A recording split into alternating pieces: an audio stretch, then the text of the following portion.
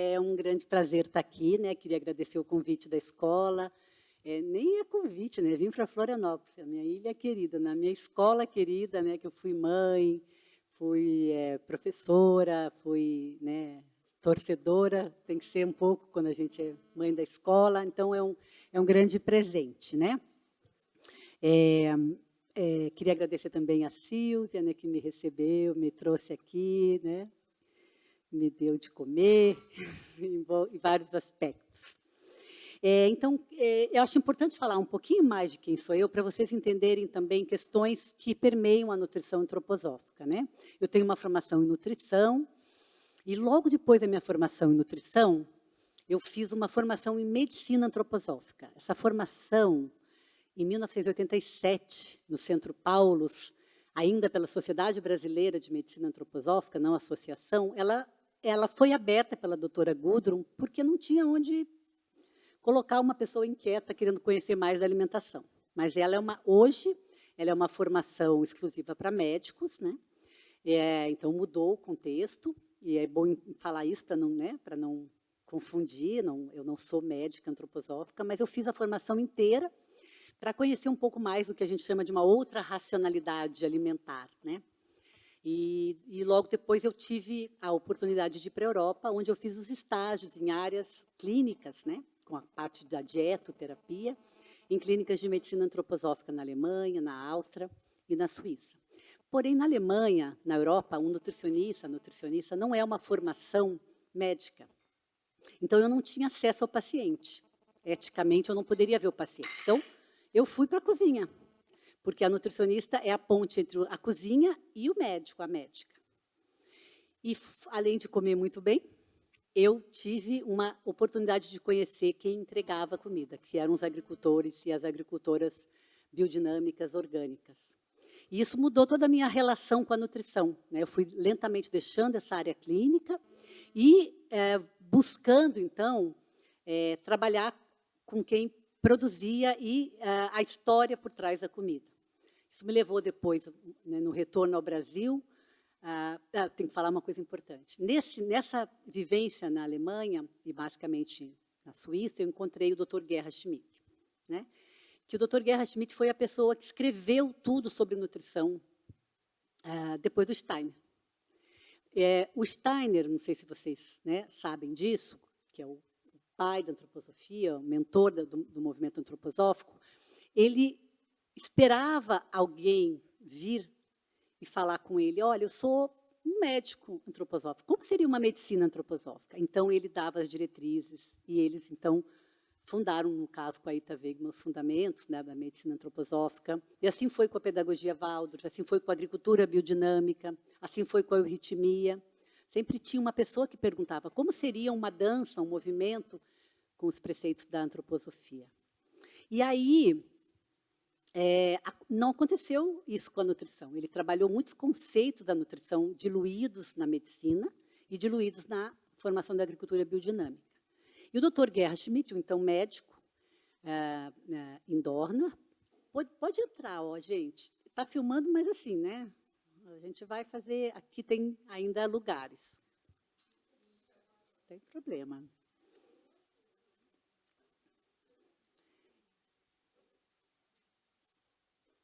E aí, ele então compilou essas informações e a gente teve um contato muito especial em Dorna, né? E desse contato eu entendi, estudei e fui atrás de estudar nutrição antroposófica e faço isso até hoje. Ou seja, até hoje não existe uma formação de nutrição antroposófica no mundo inteiro, né? Ainda não existe. Talvez seja isso também uma das questões que vocês vão entender, algumas das relações que eu vou fazer aqui. Então, essa formação não existe. A gente tentou fazer uma formação esse ano, junto à BMA Minas Gerais, mas ainda não tivemos um número mínimo de alunos e alunas, né? Por conta de ser presencial, de tentar fazer esses encontros face a face, que está tão difícil de retomar, por ser também fora de um circuito São Paulo, que ainda é um circuito centralizador. Essa formação ainda não aconteceu. Nesse meio tempo, a federação começou a se questionar, e está se questionando sobre a questão da alimentação, que essa pergunta que veio do Conselho está vindo em muitas escolas, pós-pandemia especialmente, com relação à qualidade da alimentação das crianças, à saúde das crianças, e ela está surgindo, e a gente, então, sou eu, uma nutricionista chamada Cíntia de Marrom, de Recife, e uma nutricionista chamada Camila, que está em São Paulo, uma mãe de uma escola Waldorf, também em Embu das Artes, que fariam parte da formação no curso, né? A gente começou a fazer essa proposta e essa discussão junto à federação, e formamos um núcleo, que é muito informal, na verdade, só tem um Instagram, né? Essa é a vantagem da gente ter um Instagram, a gente põe lá que é um núcleo, parece uma coisa maior do que é, mas é só um núcleo de estudos. E esse núcleo, ele está fazendo esse tipo de propostas, junto também com a federação. Então, o fato de a gente filmar é propício para escolas que estão muito longe, para poucas pessoas que podem falar de alimentação no meio antroposófico, né? Para minhas atividades como professora ainda, também na Federal do Espírito Santo, que em breve eu volto a dar aula, eu estou de licença há 3 anos, mas eu devo voltar. Então, a gente precisa, né, acho importante também gravar. Então, essa gravação é bem-vinda nesse sentido, né? Mas a gente também está fazendo um trabalho com uma tutoria, que significa apoiar as escolas em algumas outras instâncias, que vocês vão perceber aonde, quando a gente conversar aqui. Então, só para explicar um pouquinho esse núcleo, a Elaine e a nutrição antroposófica, como é que ela, né, existe. Então, para começar, eu queria falar o verso que os seus filhos que estão no ensino fundamental falam toda manhã. Porque eu acho que com esse verso a gente pode trazer uma imagem muito especial, né, do que a gente vai ver aqui. Tem lugar aqui na frente. Se você tiver coragem, você consegue chegar aqui.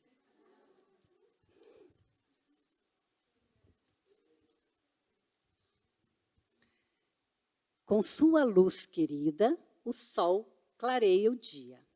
E o poder do Espírito, que brilha em minha alma, dá forças aos meus membros.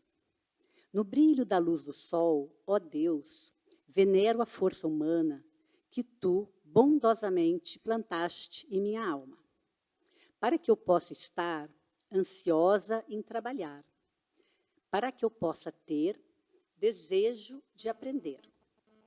De ti vem luz e força, para ti refluem amor e gratidão. Então, nesse verso que seus filhos e filhas fazem todas as manhãs, no mundo inteiro, de todas as escolas Waldorf, ele claramente clama por forças para o trabalho, coragem, ânimo para trabalhar, né? Isso que as crianças pedem todo dia. E para oferecer isso, a escola tem uma pedagogia muito especial, que vocês devem começar a conhecer quem é novo e já conhecer quem já está aqui há muito tempo. E essa palestra é exatamente como é que a gente pode ajudar a fortalecer, a dar esse ânimo através da alimentação.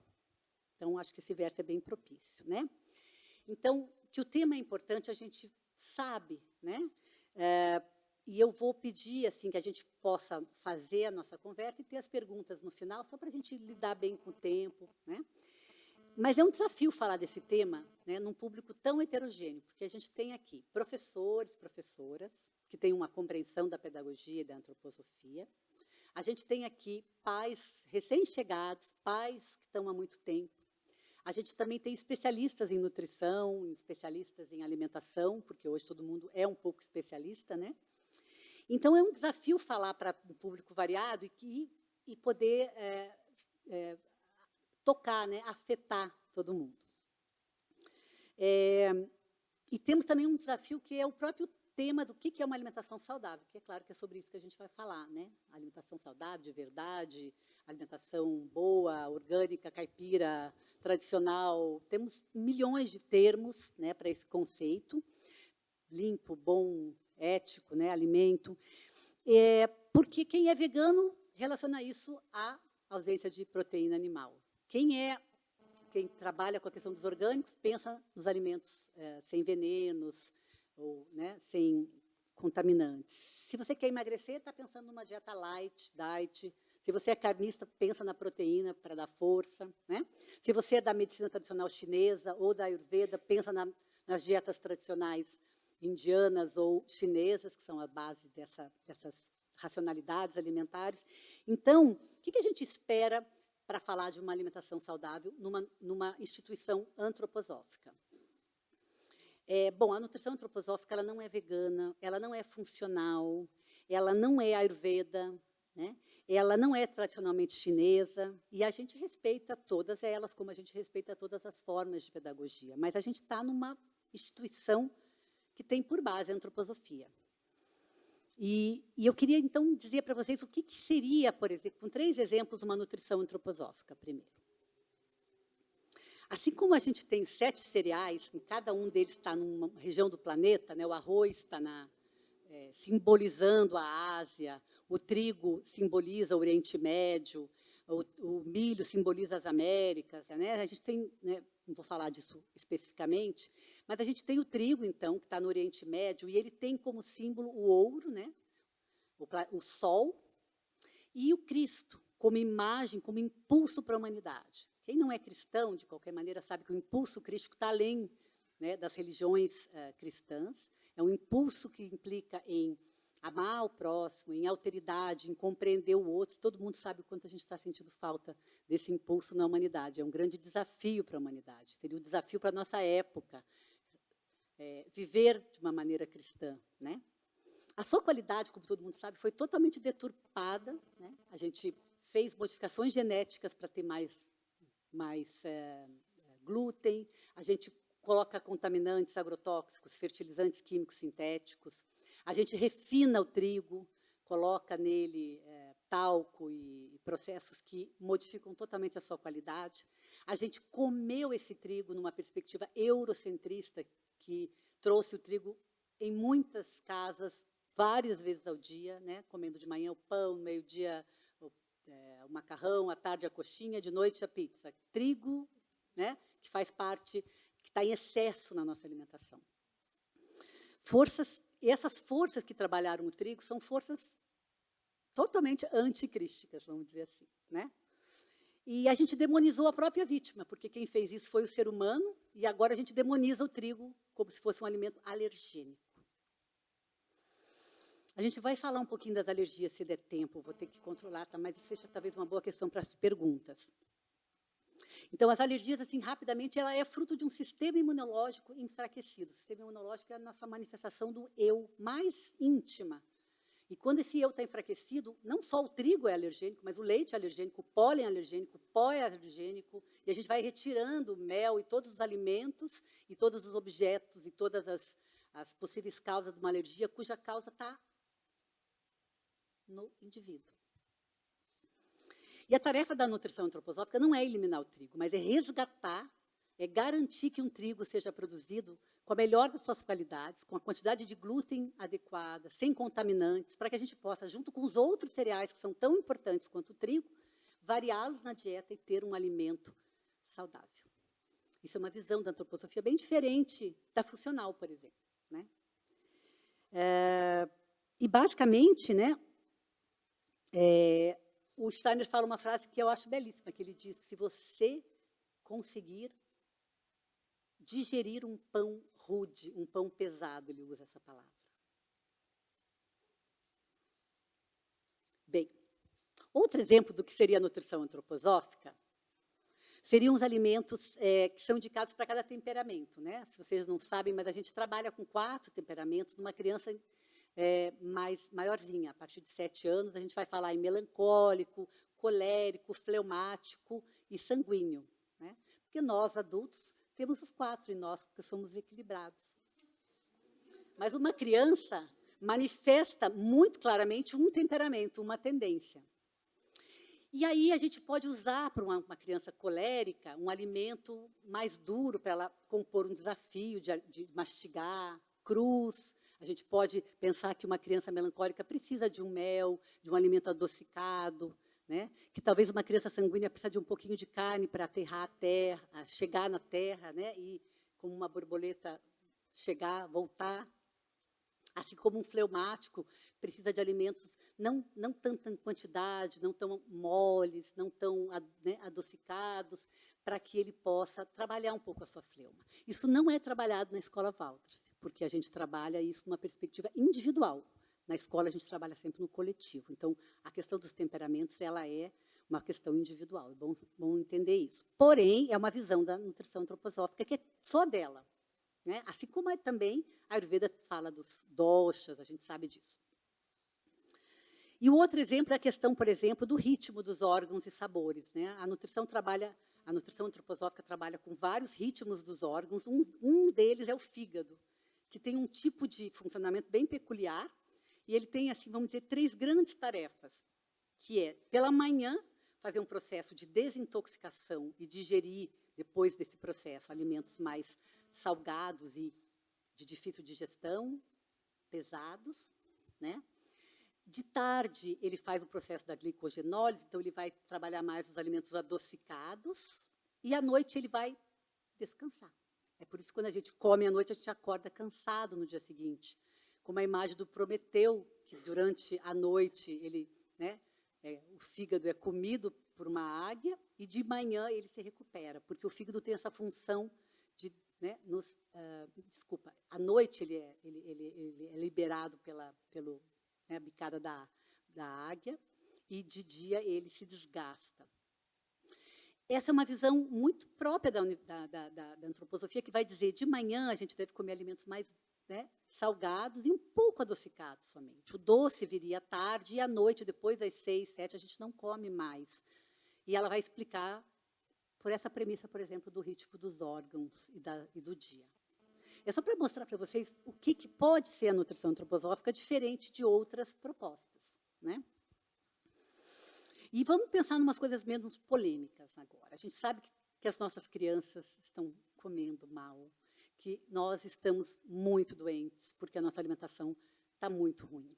Né? A qualidade da alimentação está ruim. A comida é a maior estratégia que a gente tem para promover a saúde. Se a gente está tão doente, se a gente tem doenças que antes afetavam pessoas mais velhas, estão agora afetando, né, pessoas jovens, como o câncer, como as doenças degenerativas, diabetes, bom, enfim, estamos cada vez mais doentes. Né? Então, a gente tem que entender que tem alguma coisa errada, né?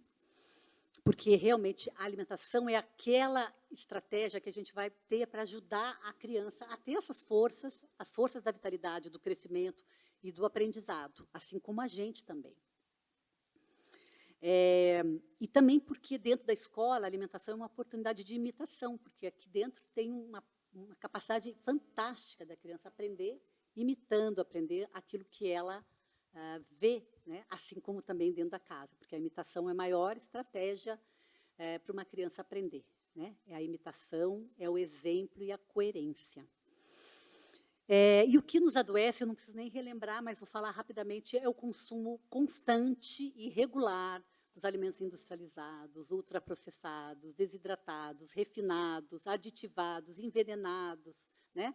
Não dá para... Né? Assim, a gente fala bastante disso para dividir angústia, porque faz 30 anos que eu estudo isso. Quando eu faço uma palestra, eu digo, vocês estão sabendo disso também, agora eu vou para casa um pouco mais tranquila, porque a gente precisa ouvir de novo, né? Que é muito angustiante a situação alimentar. Alimentos com excesso de sal, excesso de açúcar. Se você hoje pensa em alimentos que não podem ser chamados de comida, como margarina, embutidos, né? Alimentos que não têm nenhuma relação com a origem deles, tão modificados que eles foram. O uso de embalagens plásticas dentro e fora, quem come salsicha come plástico dentro, come plástico, né, da embalagem. E eu acho difícil encontrar alguma coisa de bom no supermercado. Né? Os produtos à base de leite, que antes, né, não tem mais leite, é soro, são farinhas para engrossar. A qualidade está muito ruim. Né? E a gente come à base de... Quem come industrializado come à base de gordura hidrogenada, ou seja, soja, açúcar, os produtos do agronegócio, né, que são escoados para a indústria alimentar e modificados por aditivos químicos sintéticos. É isso que são os ultraprocessados. E, para ter o gosto, o sabor, a gente usa aditivo. Então, a gente come barrinha de cereal, farinha branca, gordura hidrogenada, 3 grãos de aveia, um corante para dar cor e o gosto de amêndoas. né? Bom, esse tipo de comida não devia nem receber esse nome, né, de comida. Muito menos entrar num ambiente escolar, muito menos entrar numa casa que tenha o exemplo para dar, casa com crianças. Então, nem as crianças, nem os professores e as professoras que estão trabalhando em cima do exemplo, e muito menos os pais, né, deveriam comer esses alimentos. Porque o exemplo, como eu falei já, é a maior estratégia de aprendizado que tem na criança, né? Hoje, na palestra da UFSC, lá falei da UFSC. Nunca ensinei para minhas filhas não jogar lixo no chão. Eu só não joguei. Né? Então, elas não jogam também. Não dá para você comer alguma coisa escondido e achar que seu filho ou sua filha, que é uma esponja maior do universo, não vai perceber a incoerência que nos ronda. Né? Então, basicamente, é importante que as crianças na escola tragam um lanche nutritivo, fresco, integral, que tenham um cuidado também com as embalagens, né, para a gente não gerar mais resíduos, porque a gente trabalha com questões ambientais, então a questão das embalagens, do copinho reciclado, tudo isso vai ao encontro do que é ensinado numa escola Waldorf. Né?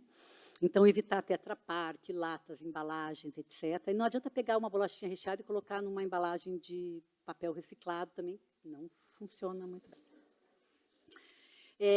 A gente respeita, né? A gente quer respeitar a escolha de cada família. Porém, quando vocês escolhem uma escola Waldorf, vocês estão escolhendo serem autoeducados. Porque eu desconheço maior estratégia de autoeducação do que filho. A outra, que não é tão prazerosa, é a doença, que é uma poderosa estratégia da gente mudar, né? Mas criança é uma possibilidade também de fazer essa mudança, essa autoeducação, e é muito importante, se vocês já perceberam, ter uma coerência novamente. Então, aquela dicotomia de vem para a escola, a gente fala em alimentação saudável, e não em cuidar do meio ambiente, e em casa vocês têm uma outra prática, isso é extremamente difícil para uma criança, extremamente sofrido, assim como um pai que pensa em alimentar ou educar de um jeito, e a mãe de outro, ou, né, o casal, as companheiras, de outra maneira. Então, essa coerência no que você oferece na escola e no ambiente escolar, e no ambiente do lar, desculpa, é extremamente importante. Não tem como a criança acreditar numa educação e respeitar a escola quando ela não vive as mesmas premissas dessa escola. Então, assumir uma escola Waldorf é assumir também as premissas de que vocês, pais e professores, vão ser autoeducados o tempo inteiro. E isso é maravilhoso, né? É uma grande oportunidade. Então, a gente precisa de se educar para educar os nossos filhos. A gente tem que ser o melhor para oferecer o melhor, e isso implica, então, em coerência e valores diferenciados. Outro ponto essencial. Basicamente, a alimentação dentro da escola deveria ser também uma possibilidade de a gente endossar a pedagogia Waldorf, que é a pedagogia que se pratica aqui dentro. A gente educa, então, as crianças para venerar a natureza, e é preciso que elas entendam isso também através da alimentação. São todas as práticas, e a alimentação é uma delas. Né? E, basicamente, a alimentação é a primeira estratégia de educação que a gente tem. Porque quando o bebê nasce, a gente ensina essa criança a dormir, porque ele não sabe o que é dia e noite.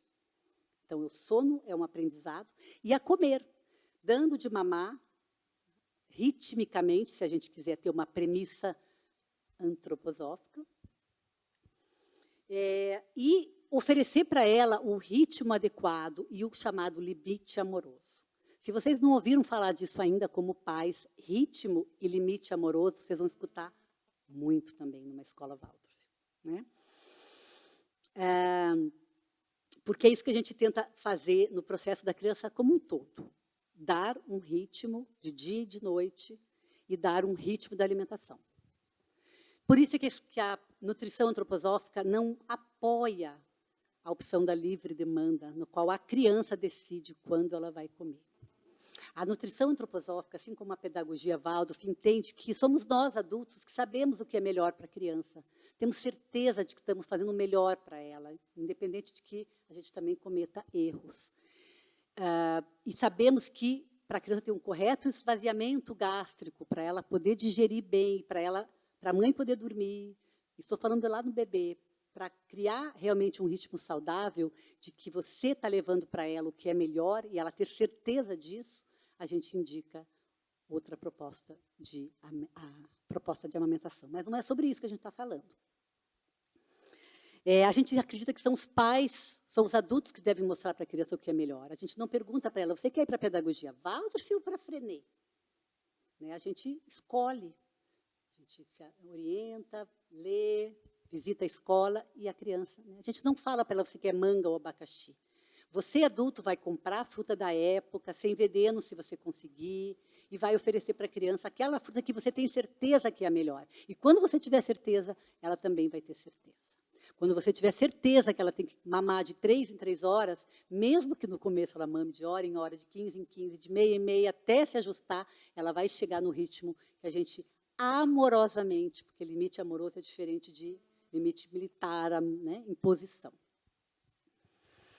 A gente acha que, então, são os pais e os adultos que devem saber o que é melhor para a criança. Mas ela só come bolacha. Mas quem é que compra bolacha para ela?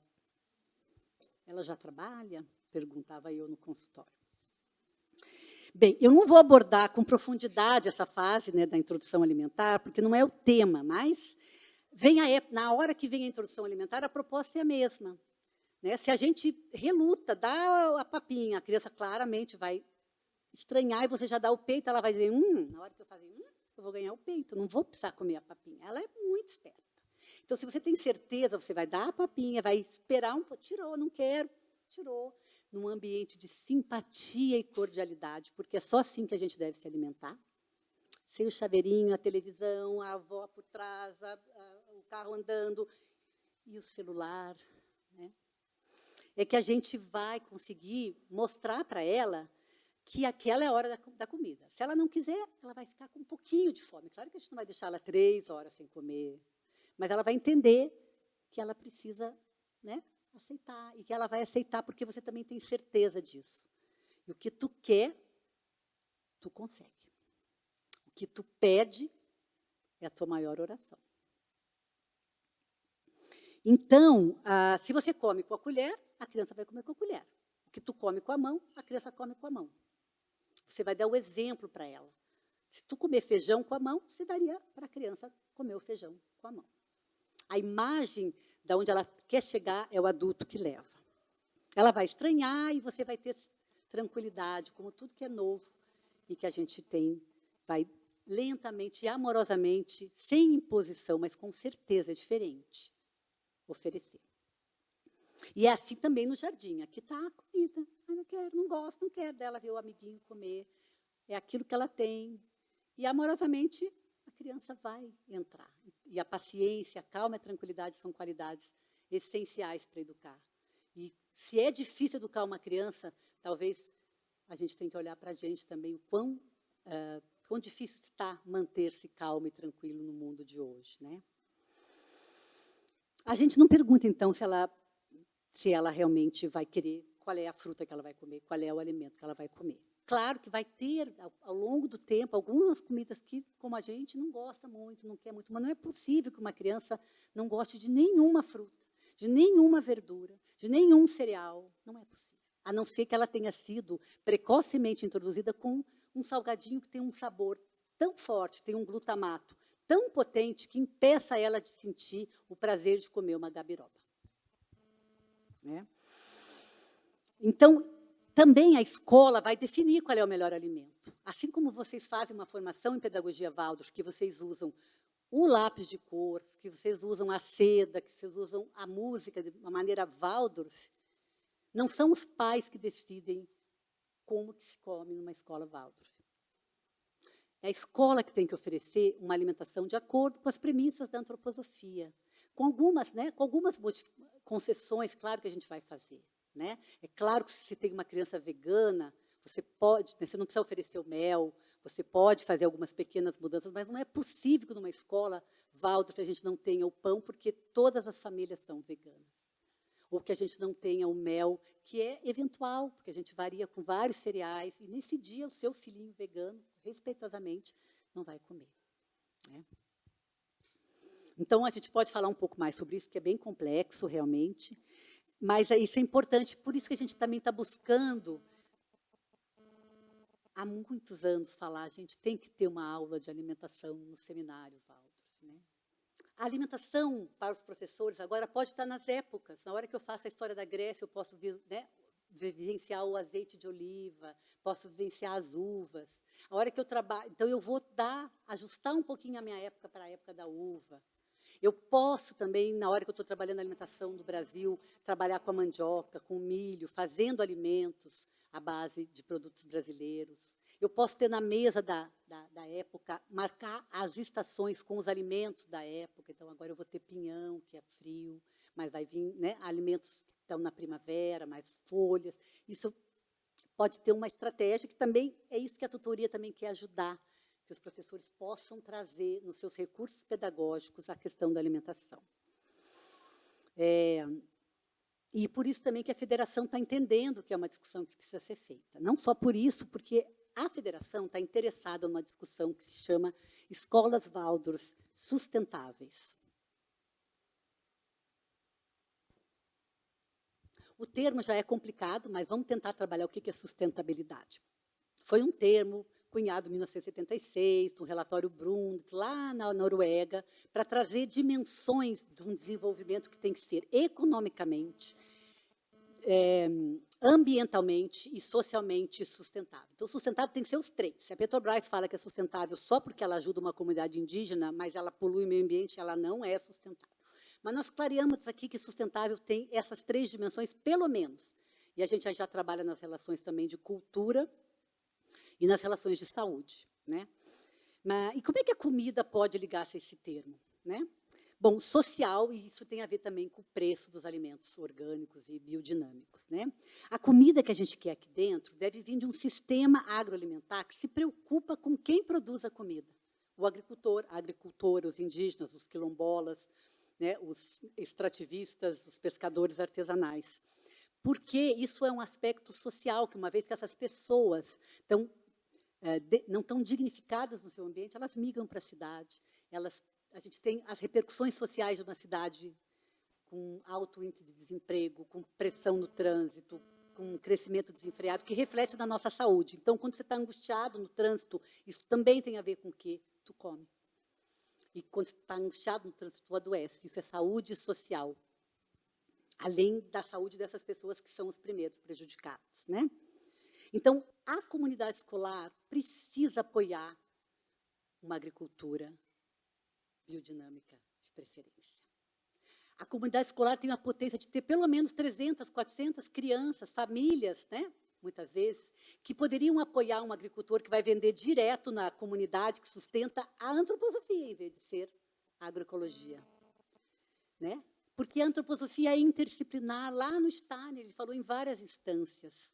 Então, a potência que tem as 200 escolas Waldorf do Brasil para apoiar agricultores biodinâmicos e ter um preço mais justo para quem compra e a dignidade de 12 meses, quando sai de férias, também a gente compra, do agricultor e da agricultora. É uma potência que precisa ser explorada nas escolas Waldorf. Uma comunidade que se diz responsável pelo desenvolvimento uns dos outros, que se diz cristã na sua base, né? Então, é um aspecto social e também pode ajudar na questão do valor, né? E outra questão na sustentabilidade, né? Ela vem, a nutrição antroposófica prioriza um alimento biodinâmico.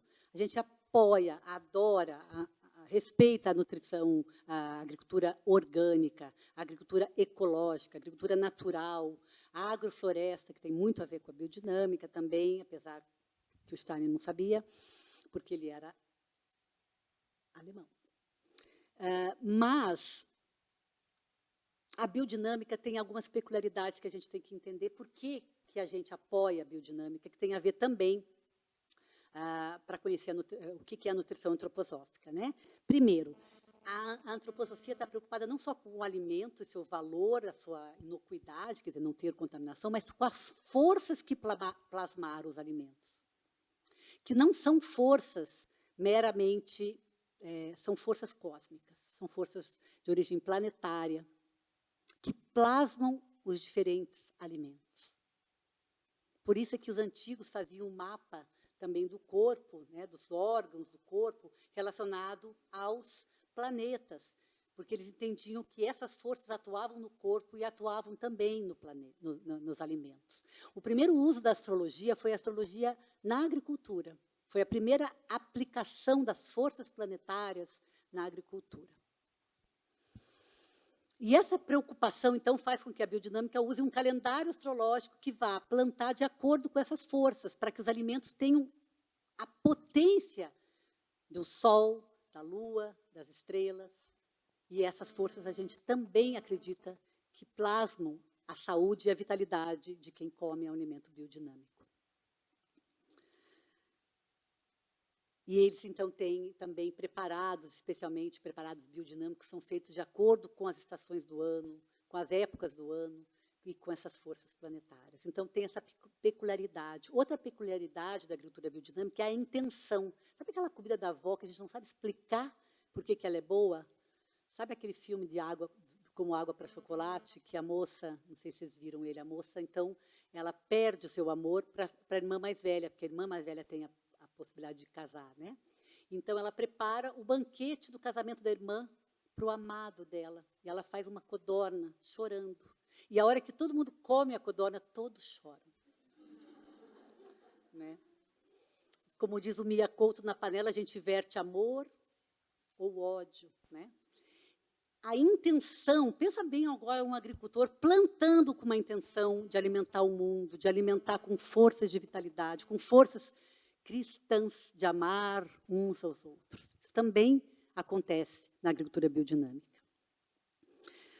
Então, esse é um caminho muito especial que a gente tem na nutrição antroposófica, na agricultura biodinâmica, na pedagogia Waldorf, respeitando também todas as outras correntes que fazem um trabalho maravilhoso de não utilizar venenos, isso também a biodinâmica faz. Então, esse alimento nos alimenta em vários níveis. Um dos níveis é o nível espiritual.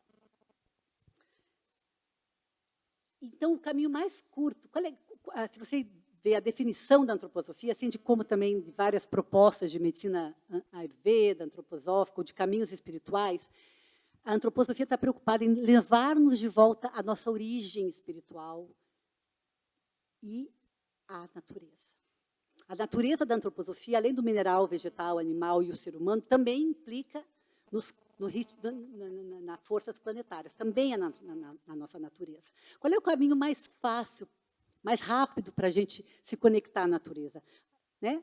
Antes a gente estava imersa nela, a gente morava perto, a gente respirava dela. Agora a gente pode, o que nos resta como urbano é comer a natureza. Quando a gente come sal, quando a gente come vegetais, não plástico, não agrotóxico, quando a gente come um animal, as forças do animal, quando a gente toma um leite humano, permeado de forças cósmicas, a gente alimenta um ser potencialmente espiritual. Os minerais, quando você vai em qualquer nutricionista funcional, ela fala, gente, não tem mais mineral nos alimentos porque o solo está pobre, então vamos dar suplemento. A antroposofia vai falar, vamos enriquecer o solo. E mineral, não sei se vocês sabem, bem específico isso, mas eu gosto dessa imagem. O mineral é o que a gente tem no alimento e na terra como uma expressão máxima das forças espirituais, forças planetárias. Quando a gente dá um medicamento chamado ouro, ou chumbo, ou estanho para um adulto, a gente trabalha num nível espiritual. Porque a gente também homeopatiza. É o nutriente mais espiritual e o que tem menor quantidade. Imagina você ter ouro, flúor, zinco, magnésio. São pequenas quantidades, por isso que eles foram desqualificados pela adubação química sintética, que usa só NPK, os grandes. Mas estão nos pequenos, no menos que é mais, é que tem o mais especial. Isso é o que está faltando para a humanidade. Uma comida que alimente também o espiritual. E que nos leve nessa conexão que a gente está buscando com a nossa própria natureza, porque nós somos natureza também.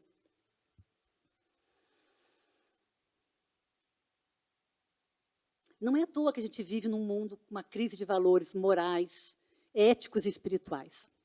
Aliás, o Pfeiffer, que criou a agricultura biodinâmica, pergunta um dia para o Steiner, Então, a gente já sabe como é que medita, não foi assim, né? Ele falou de outro jeito, mas assim. A gente já sabe como é que medita, você deu todas as indicações, aqui o livrinho, o Conhecimento dos Mundos Superiores, que é facílimo de ler, dificílimo de fazer, né? Aquele livrinho fininho que todo mundo entende, mas colocar em prática, isso a gente já sabe, mas eu não estou conseguindo. Como é difícil isso? A resposta do Steiner foi, isso é uma questão de nutrição. E eu não entendo por que os antropólogos não leram essa passagem do Steiner tão famosa para desqualificar tanto a alimentação nas suas vidas, nas suas escolas, nas suas instituições, né? Eu sei por quê também, porque ali estão as forças mais desafiantes que a gente tem que trabalhar no mundo de hoje. Então, comendo esse alimento, a gente acredita que a gente vai ter muito mais do que saúde física, mental, a gente vai ter um equilíbrio, uma coerência espiritual também.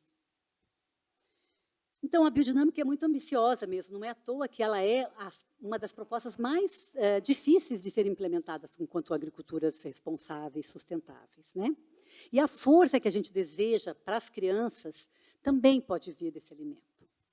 Então, a gente falou do social, falou do econômico, falou do espiritual, e tem também o ambiental, que rapidamente, né, a agricultura biodinâmica protege a natureza, assim como todas as formas de agriculturas responsáveis, sustentáveis.